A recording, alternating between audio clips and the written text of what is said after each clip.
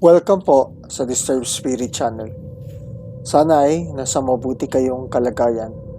Ako po ay nagagalak at pinaunlakan ang aking imbitasyon ni Dark ng Dark Hub PH para sa collaboration na ito. Bago po natin simulan ng kwento, huwag po kalimutang mag-subscribe at click ng notification bell sa aming mga channel. Salamat. Simulan na natin ang kwento. Itong kwento ni Disturbed Spirit ay tungkol sa naging paranormal experience ng kanyang kapatid na itago natin sa pangalang Dan.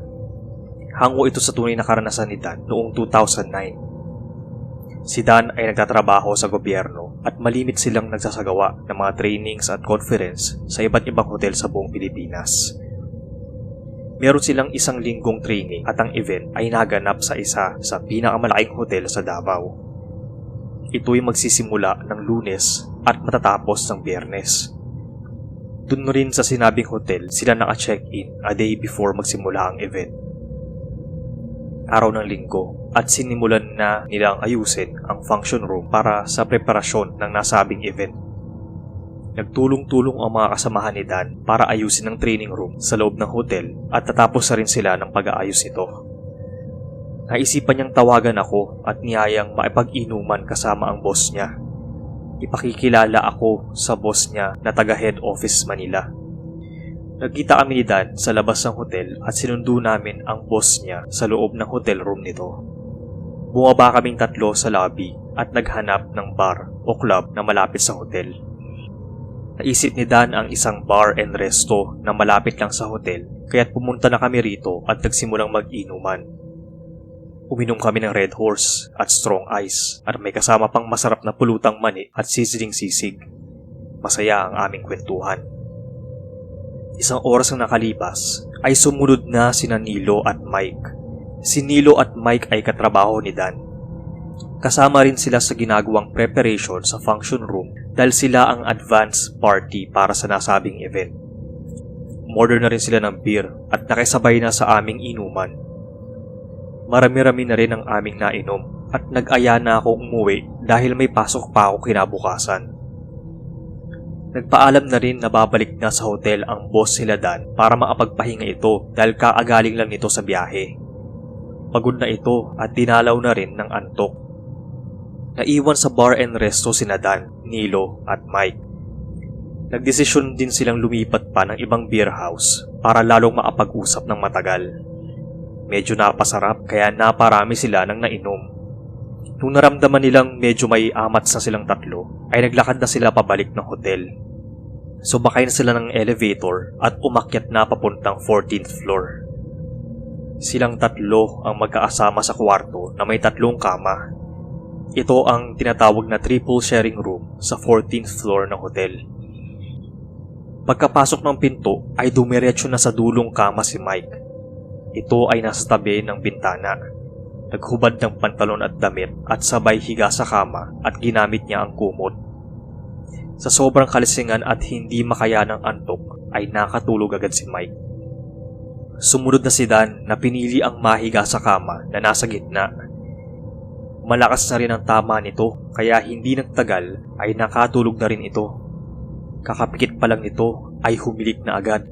Dala ito ng sobrang pagod sa ginawang preparasyon sa training. Pinatay ni Nilo ang ilaw sa kwarto at pumuwesto na ito sa pinakaunang kama na malapit sa comfort room. Hindi na rin makayanan ni Nilo ang antok kaya't natulog na rin ito. Hindi pa umabot ang 5 minuto ay tulog na silang lahat. Ang ilaw lamang ng lampshade na nasa bedside table ang nagsilbing ilaw nila sa loob ng kwarto. Nasa pagitan ng kama ni Dan at Nilo ang bedside table. Naalimpungatan si Dan. Nagising siya ng 2:00 ng madaling araw. Medyo nahihilo pa rin dahil sa sobrang kalasingan. Habang si Dan ay nakahiga at nahihilo ay naramdaman niyang parang may humihila ng kanyang kumot pababa. Dahan-dahan itong hinahatak. Nasa isip niyang baka dala lang ito ng kalasingan o kaya'y guni-guni lang. Laking gulat niya nang tuluyan nang nahulog ang kumot sa sahig. Napatingin siya sa kanyang kanan at nakita niyang malalim na malalim ang pagtulog ni Mike habang humihilik ito ng malakas. Napansin niyang dahan-dahang bumababa sa katawan ni Mike ang kumot na parang may humihila dito. Kahalintulad nito ang paghatak sa kumot niya. Nakikita niya ang paggalaw ng kumot dahil may ilaw mula sa buwan. Wala naman siyang nakikitang humahatak ng kumot, pero parang may humihila nito pababa hanggang sa bumagsak na rin ito sa sahig. Hindi inalis ni Dan ang kanyang tingin kay Mike at takang-taka siya sa nasaksihan. Hindi ito maaaring guni-guni o panaginip dahil gising na gising siya. Napansin niyang parang may kung anong puwersa ang dahan-dahang binubuka ang mga paa ni Mike. Nakaspread na nga ang legs nito. Nagulat rin siya dahil may kung anong puwersa din ang bumubuka ng kanyang legs na parang may humihila sa magkabilang dulo ng kanyang mga paa. Sa sobrang takot at kalasingan ay hindi na kumilos si Dan. Napatingin siya sa bedside table na kung saan naroon ang lamp.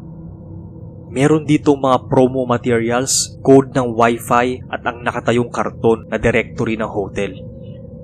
Habang siya ay nakatingin dito, ay biglang lumutang ang karton at umikot-ikot ito ng walang hangin o tali at biglang bumagsak.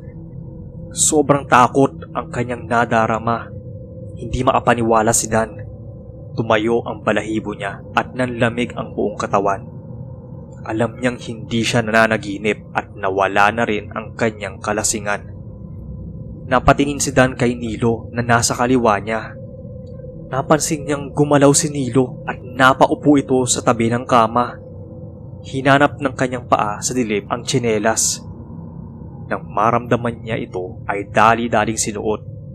Tumayo si Nilo at dahan-dahang naglakad patungo sa light switch.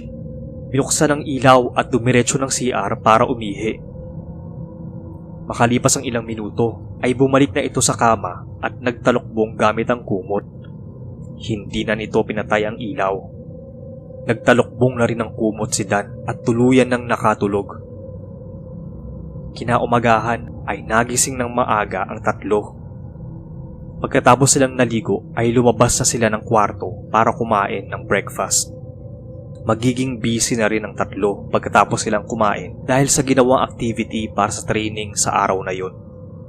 Habang kumakain sila ay naikwento ni Dan lahat ng kanyang nakita at naramdaman noong madaling araw.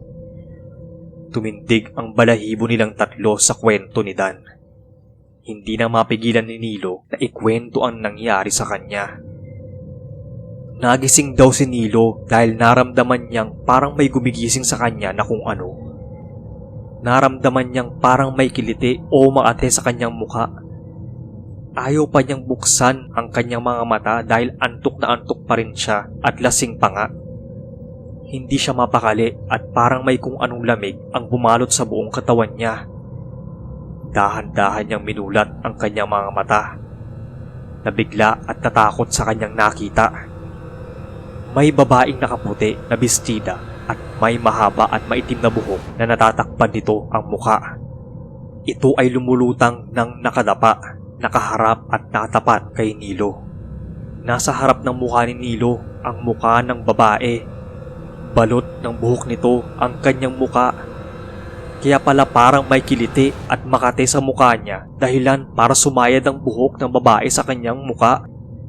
Sobrang takot ang naramdaman ni Nilo.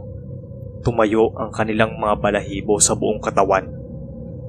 Pinikit niya ang kanyang mga mata at naghintay siya ng ilang minuto bago nilakasan ang loob para umupo sa pagkakahiga.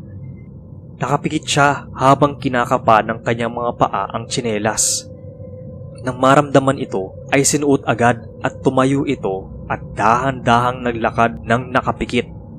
Kinapa niya agad ang switch ng ilaw at binuksan ito. Tapos ay dumiretso sa CR at naghilamos ng mahimasmasan. Bumalik na rin ito sa kama para matulog. Hindi makapaniwala sina Dan, Mike at Nilo sa nangyari. Nangyayari lang ito sa mga horror movies pero nasaksihan nila mismo ang mga kababalaghan at ang multo sa 14th floor. napag-alaman nilang wala nga palang 13th floor ang hotel. Ang 14th floor kung nasaan sila naka-stay ay ang mismong 13th floor.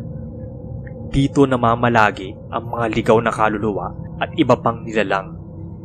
Meron din nagpapakita dito na kung tawagin ng mga nakasaksi ay Blue Baby. Umiiyak ang Blue Baby habang lumulutang sa ere. Marami na ang nakakita at nakaranas ng iba't ibang kababalaghan sa 14th floor. Yun lamang po at maraming salamat sa inyong pakikinig. Stay safe.